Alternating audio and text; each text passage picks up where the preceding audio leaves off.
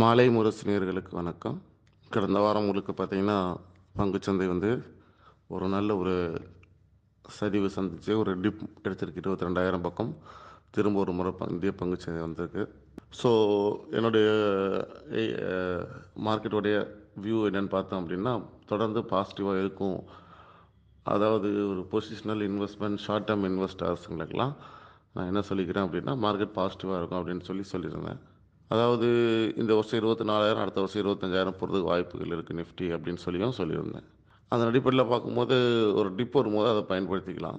நிஃப்டியோட வந்து பார்த்தீங்கன்னா as per price action pattern சொல்லுவாங்க. ஹையர் ஹை ஹையர் லோ வந்து பார்த்தீங்கன்னா 21,750 லாஸ்ட் ஹை வந்து வந்திருக்கு. So low 21,750. ஸோ அதோட லோ இன்னும் அது பிரேக் ஆகலை அப்படின்னும் போது பாசிட்டிவாக போகிறதுக்கான வாய்ப்புகள் இருக்குது. தொடர்ச்சியாக மேலே போகும் பட்சத்தில் நியூ ஹையர் ஹை ஃபார்ம் பண்ண வாய்ப்பு இருக்குது. ஸோ 23,000லாம் ஈஸியாக கிராஸ் ஆகிடும் மேலே போச்சுன்னு சொன்னால். ஸோ அது மட்டும் இல்லாமல் இந்தியா விக்ஸ் அப்படின்னு சொல்லக்கூடிய அந்த மார்க்கெட்டோட வேகம் கணிக்கிற அந்த வாலட்டிலிட்டி நாளுக்கு நாள் அதிகரித்து கடந்த மாதம் 10 இருந்தது, இன்றைக்கி கிட்டத்தட்ட 20 வந்துடுச்சு. ஸோ மார்க்கெட்டோட ஏற்ற இறக்கம் கொஞ்சம் அதிகபட்சமாக இருக்க வாய்ப்புகள் இருக்குது. பெரும்பாலும் விக்ஸ் அதிகமாச்சுனாவே மார்க்கெட் ட்ரெண்டை வந்து டவுனில் வச்சுருப்பாங்க, கம்மியாகும்போது அப் ட்ரெண்டில் வச்சுருப்பாங்க. ஸோ இது நம்ம வந்து பாசிட்டிவ் சைடில் போச்சு அப்படின்னு சொன்னால் மார்க்கெட் வந்து அதிகபட்சம் வந்து ஒரு 15% ஏறலாம் ஒரு வருஷத்துக்கு. இங்கேருந்து அடுத்த 365 டேஸ்க்கு அப்படி வச்சுக்கிட்டால் மார்க்கெட் டவுன்னா மட்டும் கொஞ்சம் ஜாஸ்தியாக வந்து விழலாம்.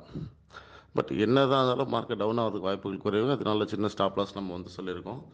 இதை யூஸ் பண்ணி பொசிஷனல் இன்வெஸ்டர்ஸ்லாம் தாராளமாக வந்து பயன்படுத்திக்கலாம்.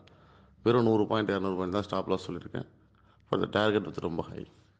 இந்த ஸ்டாப் லாஸ் அடிச்சிச்சு சொன்னால் இந்த மொமெண்டம்லேருந்து மார்க்கெட் வந்து வெளியே வந்துடும். ஸோ இந்த வேகம் வந்து மார்க்கெட்டில் வந்து குறைஞ்சிரும்.